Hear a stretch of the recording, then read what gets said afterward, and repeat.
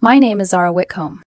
I'm 33 years old, and I own a small snow removal and site services company out of Greece, just north of Rochester, New York.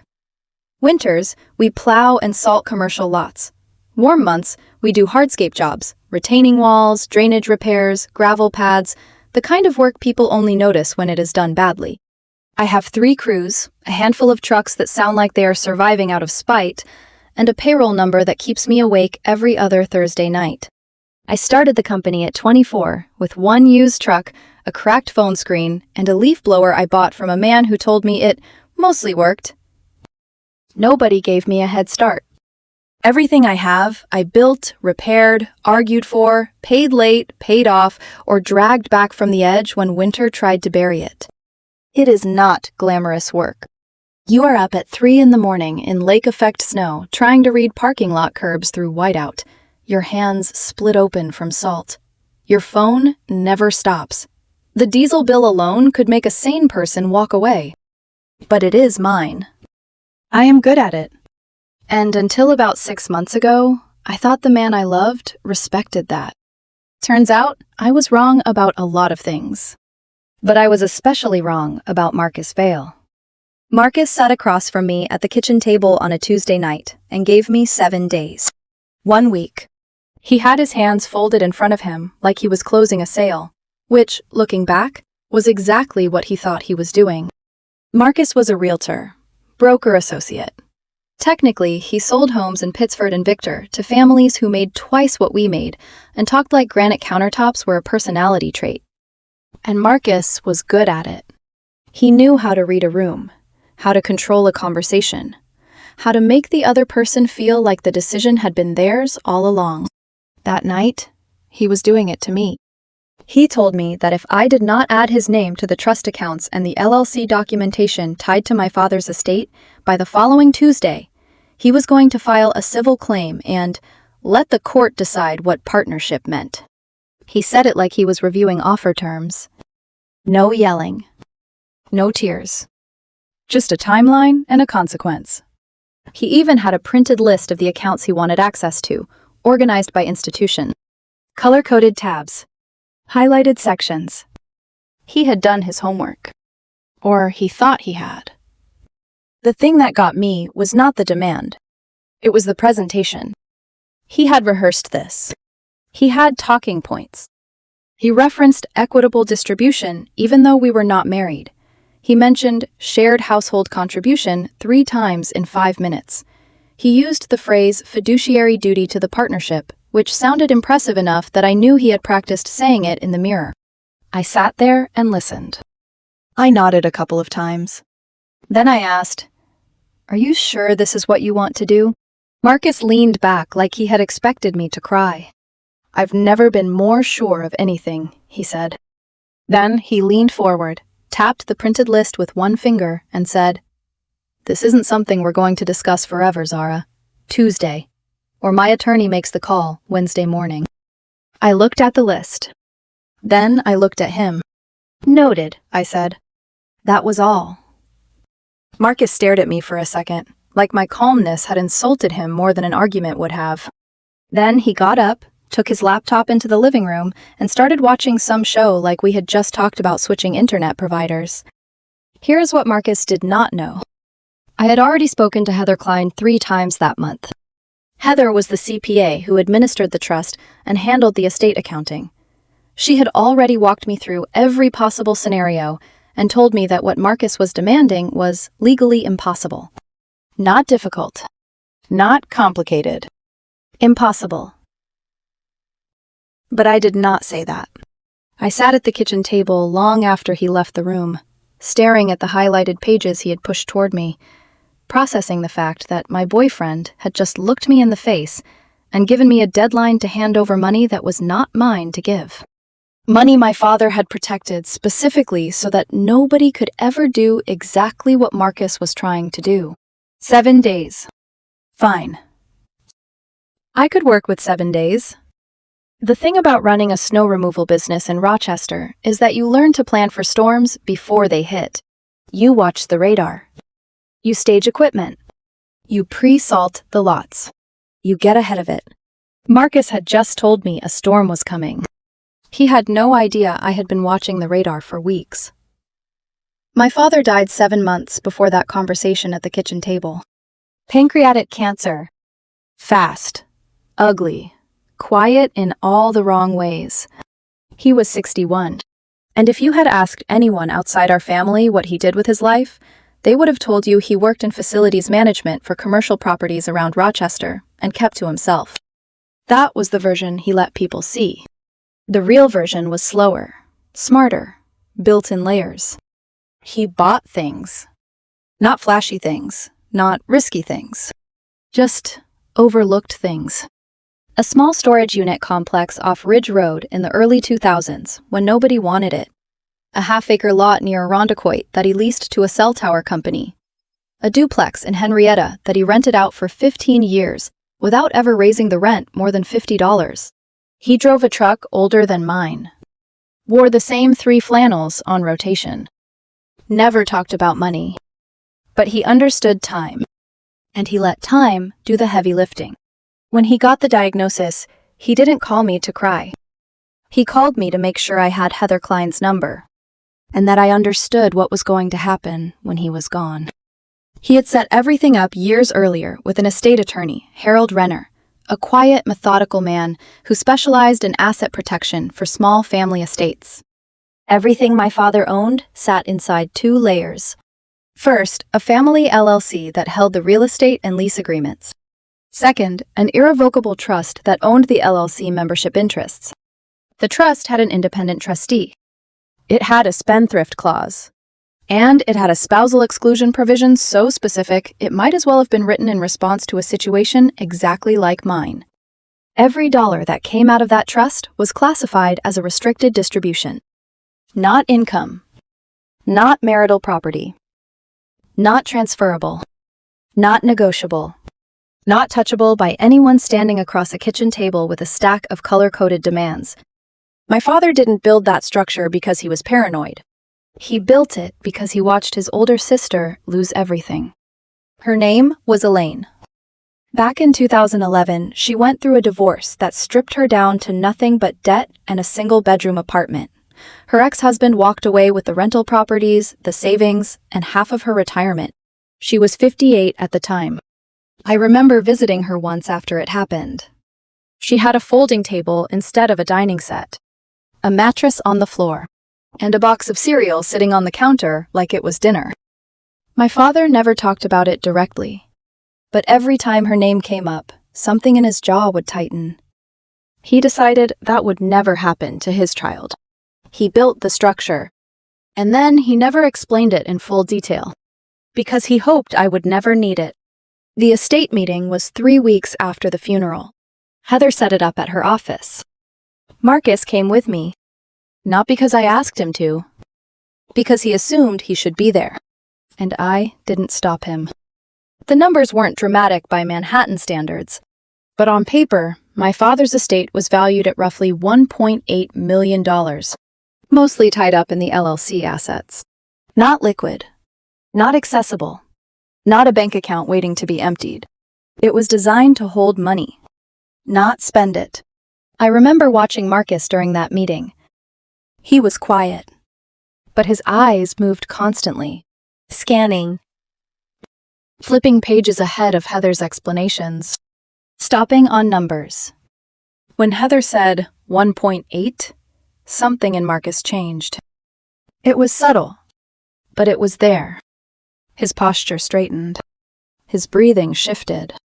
His hand found my knee under the table. But it wasn't comfort. It was something else. Claim. After the meeting, in the car, he didn't even wait until we left the parking lot. "So when does it transfer?" he asked. "It doesn't transfer," I said. "Okay, but when do you get access?" "I don't. Not like that." He nodded like he was listening. But I could see it. He wasn't hearing me. "Because if it's soon," he continued, "we should start looking now. Pittsford, maybe. Or Victor. Good school districts, good appreciation. We could leverage." "We rent," I said. "I know that," he snapped. "That's the point." Then he started naming neighborhoods, specific streets, listings he had memorized, homes over 600,000, like they were already ours. He had a vision fully formed before we even pulled out of the parking lot. And that vision was funded entirely by money he did not understand and could not access. I told him it wasn't that simple, that the money was locked inside a structure, that I didn't control it, that I couldn't just move it. He nodded again, but he wasn't listening. He was building a life in his head, one that didn't exist. That was the beginning, and I should have said more right then. I should have stopped the conversation before it turned into something else. But I loved him, so I didn't. The next 4 months were not loud. They were not explosive. They were strategic. Marcus didn't scream. He didn't throw things. He was smarter than that. He applied pressure. Quietly. Consistently. He started spending differently. Nothing outrageous. Just more often. New clothes. Upgraded his car lease without telling me. Started leaving his laptop open on real estate listings. Every search filtered to a minimum of 550,000. Every conversation casually drifting back to houses we could afford now. Then came the social pressure. He started telling people, friends, family, that I was sitting on money and refusing to share it. I found out when his younger sister Lena called me one night. She didn't sound angry. She sounded confused. Is everything okay? She asked. Why wouldn't it be? I said. Marcus said you inherited a lot of money and you're keeping it separate? There it was. The narrative. Carefully placed. Controlled. Just like a listing description. I didn't argue with her. I just said, it's more complicated than that. She hesitated, then said, I hope you two figure it out. That was the first crack. The next one came at a dinner. Mid-January. A couple's night at one of Marcus's friends' houses. Everything normal. Wine. Food. Conversation flowing. Until Marcus waited for the table to settle into a lull. Then said, loud enough for everyone to hear, it must be nice to be in a relationship where generosity goes both ways.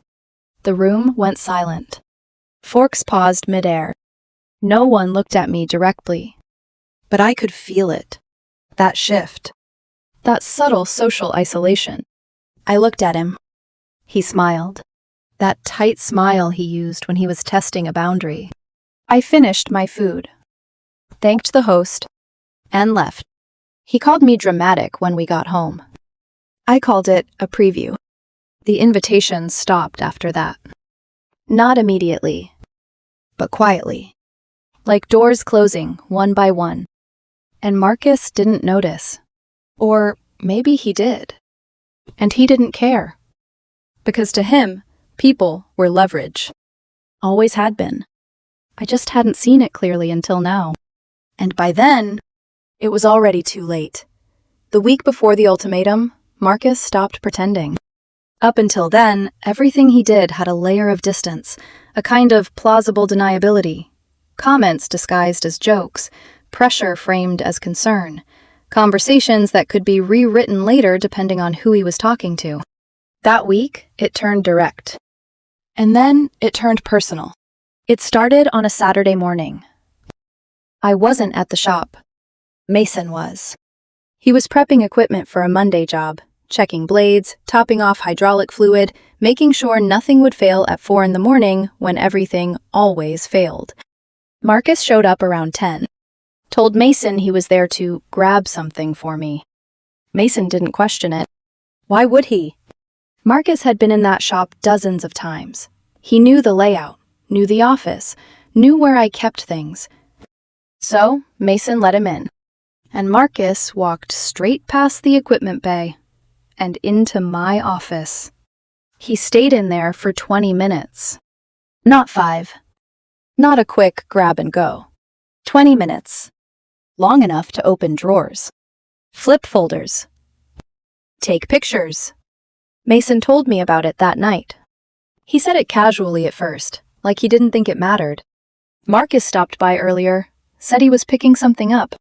My stomach tightened. What did he take? Mason shrugged. Nothing I saw, but he was in your office a while. That was enough. I drove to the shop.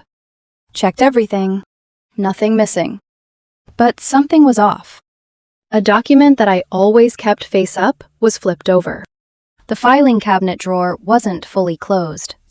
And there was a faint smear across one of the printed trust statements, like someone had slid their phone across it too quickly. Marcus hadn't taken anything. He had documented it, photographed it, collected it. He thought he was gathering proof of hidden assets. What he had actually captured was the opposite. Evidence that the trust and my business were completely separate. He was building a case. He just didn't realize it was going to collapse under its own weight. I didn't confront him. I didn't mention it. Monday morning, I changed the office lock, added a deadbolt, and told Mason one thing. Marcus doesn't go past the front counter anymore. No explanations. No drama. Mason nodded, wrote it on the whiteboard next to the route schedule. And that was that. 3 days later, I remembered something I should have remembered a long time ago. 2 years earlier, during a brutal storm cycle, I had added Marcus as a secondary authorized signer on the business checking account. Emergency access. In case I got stuck on a route for 72 hours straight. In case something broke and I couldn't get to a payment. In case I needed backup. He never used it. So I forgot it existed. Until Wednesday of payroll week. I logged into the business account to double-check the balance before payroll processing. And something felt wrong immediately. The number was off. Not slightly. Not a rounding error. Off. I went line by line through the transactions. And there it was. An online transfer. Initiated Monday afternoon. $9,400. Moved from my business account to our joint personal account. The login came from our home desktop. Marcus. I stared at the screen for a long time. Not because I didn't understand what happened, but because I needed to accept that it had. He had taken money from the business. Not asked. Not discussed. Taken. 3 days before payroll. I had $4,800 left in the account. Payroll was $14,200. Due in less than 2 days. And payroll wasn't optional. Not in my world. If I missed payroll even once, guys didn't come back. Not next week. Not ever. Word spreads fast in this business. Faster than snow hits the thruway. And once your name is attached to doesn't pay, you don't recover from that. I sat in my truck in the shop parking lot. Engine running. Heat blasting. Phone in my hand. Just staring at the numbers. Waiting for them to change.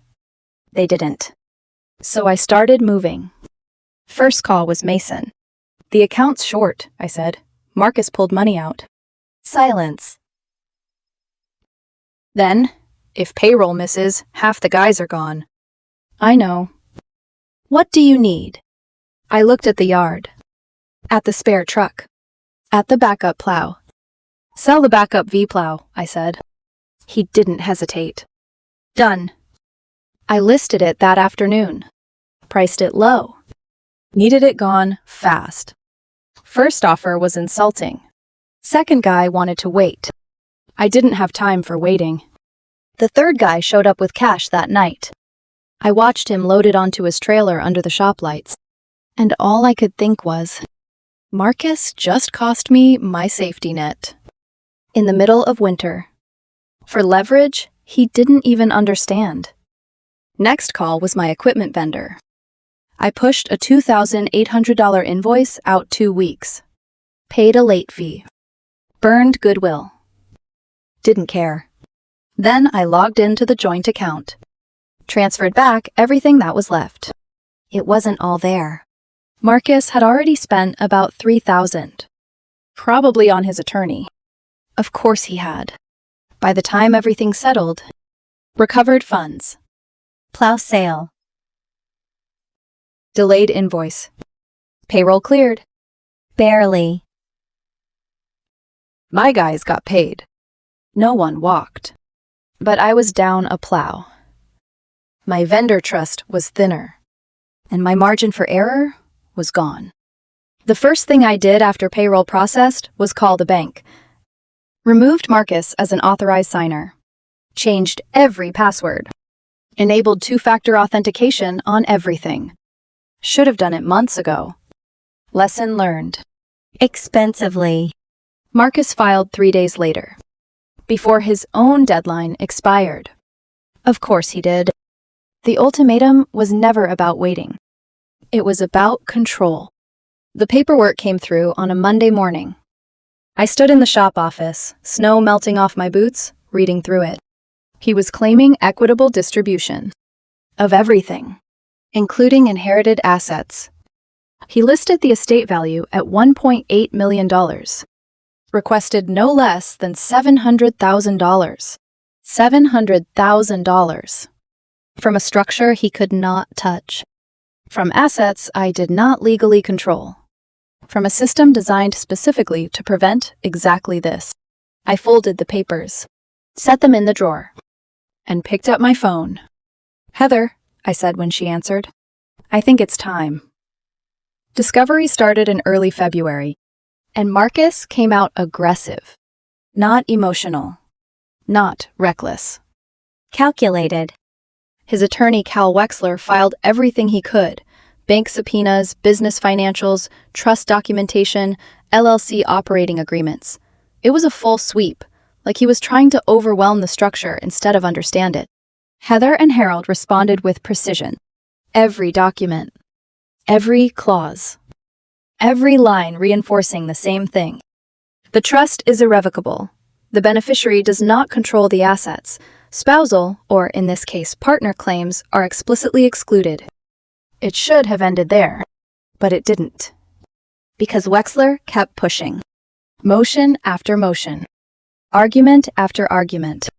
Claiming the trust was a sham. That I had functional control. That distributions were disguised income. Every time, Heather shut it down. Clean. Direct. Unshakable. But something about it didn't sit right with me. Because Wexler wasn't guessing. He was specific. Too specific. He referenced details about my schedule, my business habits, where I kept certain documents in my office. At one point, he described my filing cabinet layout almost exactly. That wasn't public information. That wasn't in any document we had submitted. That was inside knowledge. Someone was feeding him. And I already knew who had access. I just didn't know how far it went. Then Mason called me one Thursday night. He was finishing a salt run in Henrietta. "Hey," he said, voice casual. "You might want to hear this." "What is it?" "I saw Marcus." That wasn't unusual. "What about him?" "He was at that restaurant on East Henrietta Road, the one near the office complex." "Okay." I passed by again an hour later. And? He wasn't alone. Something in my chest tightened. "Who was he with?" Mason paused. "Some guy, dark sedan. They were standing close." "Close how?" "Not like business," he said. "Like familiar." I didn't say anything. I just listened. "Could be nothing," Mason added. "Just thought I'd mention it." "Write down the time," I said, "and the date." He did. A week later, it happened again. Same place, same time window. This time, Mason pulled into the lot. Got a clearer look. And when he called me, his tone was different. "It's him," he said. "Who?" "Wexler." I went still. "You're sure?" "Yeah, same guy from the hearing. Same watch, same everything." Marcus. And his attorney. Meeting late at night. Off the record. Multiple times. That wasn't strategy. That was something else. And suddenly, everything made sense. The inside details. The timing. The confidence in arguments that had no legal foundation. Wexler wasn't just representing Marcus. He was invested in him. Personally. I didn't react. Didn't confront Marcus. Didn't escalate. I just started documenting. Dates. Times. Locations. Patterns.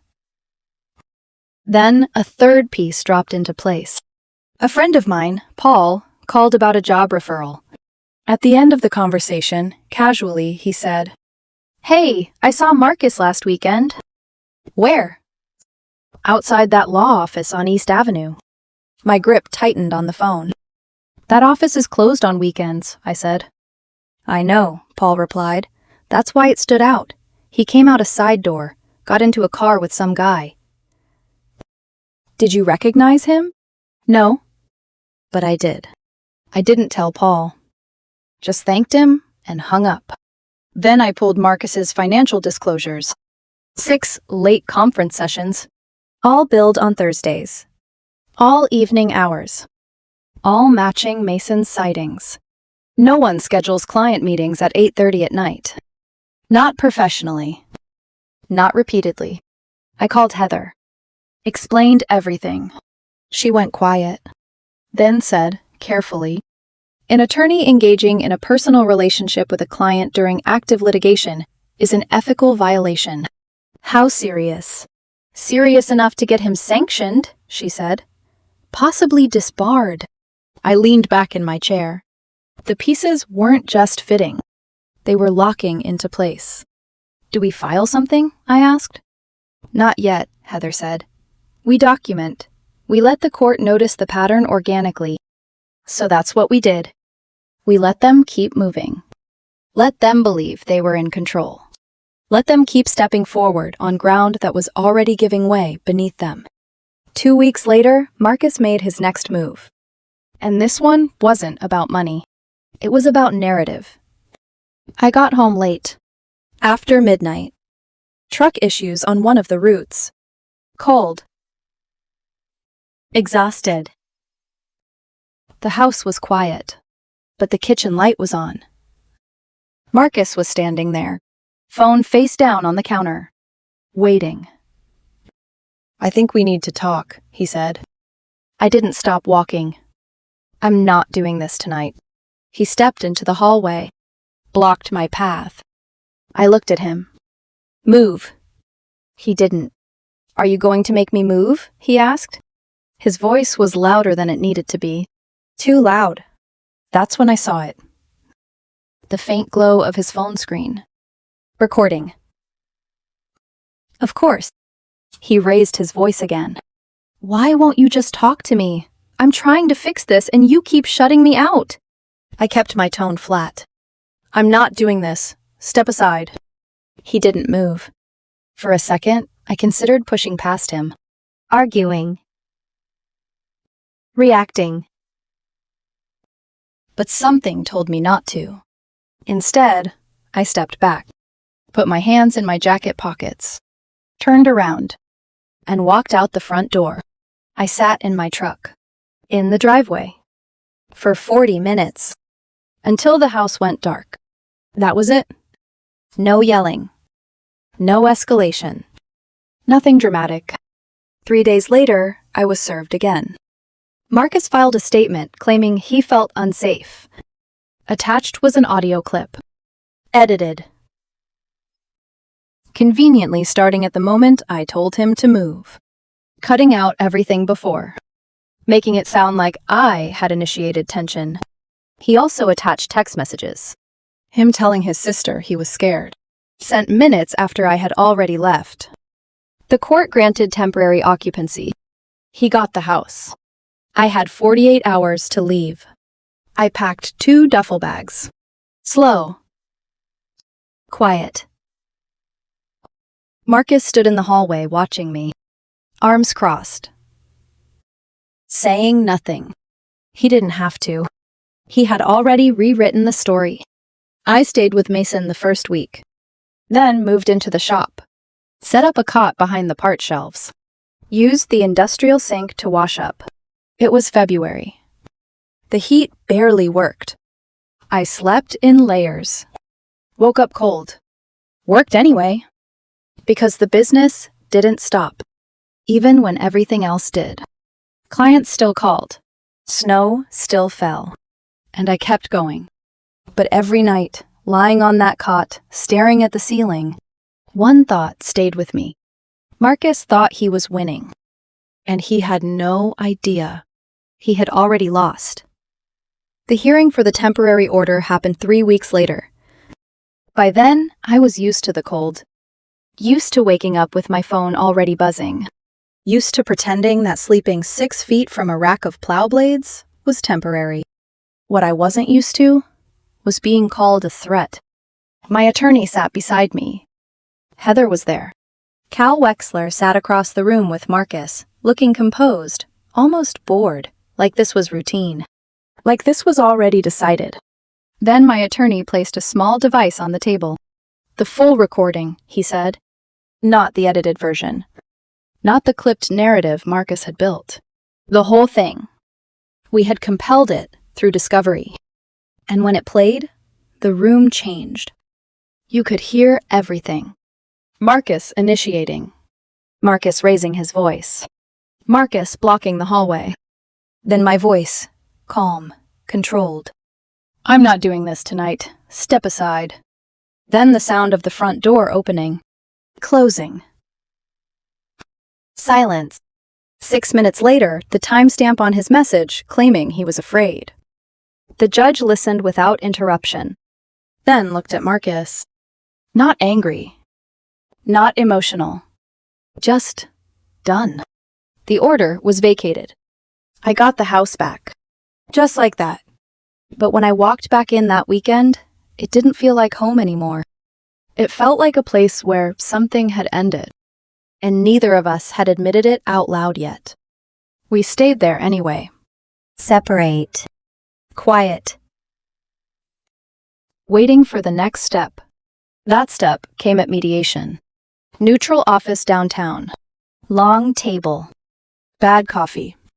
Lighting that made everyone look more tired than they already were. My side. Me, Heather, Harold. Marcus's side. Marcus and Wexler. Wexler walked in confident. Too confident. Like someone who had rehearsed an ending that wasn't going to happen. The mediator started with assets. Wexler spoke first. 5 minutes. Confident. Polished. He laid out Marcus's claim. $1.8 million estate. Equitable share. Contribution to the relationship. Expectation of joint benefit.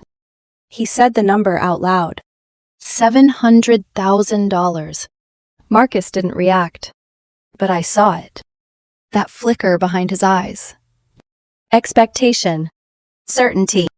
Heather opened her binder. Didn't raise her voice. Didn't rush. Just started explaining. The trust. Irrevocable. Independent trustee. Spendthrift clause. Explicit partner exclusion. The LLC ownership structure. Every layer. Every barrier. Every reason Marcus had no claim. Wexler tried to pivot. Said the distributions supported our shared life. Heather slid a ledger across the table. Every distribution. Every dollar. Tracked. Restricted. Not 1 cent had ever touched a joint account. Not one. Wexler shifted again. Said I had functional control. Harold shut that down in 1 sentence. Requesting is not controlling. Then, Wexler made his strongest argument. Lifestyle. That the trust allowed me to maintain lower income while still benefiting. For a second, Marcus leaned forward. Like, this was it. The angle. The crack. Heather didn't even look up when she responded. My client's declared income covers all shared expenses. The trust does not subsidize the relationship. She set her pen down and added, calmly, there is nothing to divide. Silence. Long. Heavy. Wexler leaned back, stopped flipping through his notes. I think we've covered the trust issue, he said. That was him folding. Everyone in the room knew it. Marcus turned to him, waiting, expecting the next move. There wasn't one. They stepped out for 5 minutes. When they came back, Marcus looked different. Not broken, but stripped. Like someone had just taken away a future he had already spent. The mediator asked a simple question. What marital assets are subject to division? Marcus looked at Wexler. Wexler didn't answer. Because there wasn't an answer. The joint account had $6,824. Half was Marcus's. $3,412. That was it. No house. No property. No retirement. No business value. Nothing else. Marcus stared at the number. $3,412. He had spent months building a case for $700,000. He had drained my business account, got me removed from my home, destroyed my reputation with people we used to see every week, spent nights meeting his attorney, rewriting the story, controlling the narrative. All of it. For $3,412. And half a living room set. The room stayed quiet for a long time. And for the first time since I had known him, Marcus had nothing to say. Settlement finalized 4 weeks later. He walked away with his share of the account, his car, his belongings, and part of the credit card debt he had run up during the process. He asked for support. The judge denied it. He was employed. Capable. There was no basis. I didn't walk away clean. Legal fees. Lost equipment. Strained relationships. 3 weeks sleeping in my own shop like I didn't belong in the life I built. But I kept the business. I kept the structure. I kept what mattered. 3 weeks after everything finalized, I was back at the shop on a Saturday, working with Mason. Routine maintenance. Hydraulic cylinder. Grease under my nails. Normal. The front door opened. I wiped my hands and walked up front. Marcus was standing there. No call. No warning. Just there, holding a manila folder. He looked like he had practiced what he was going to say, but wasn't sure it would work anymore. The bank won't remove my name from the line of credit, he said. I need your signature. Of course he did. He slid the folder across the counter. Started explaining. Urgency. Deadlines.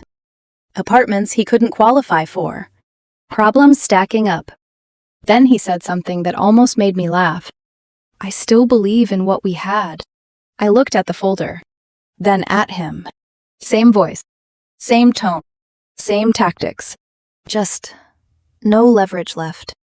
I closed the folder. Set it back on the counter.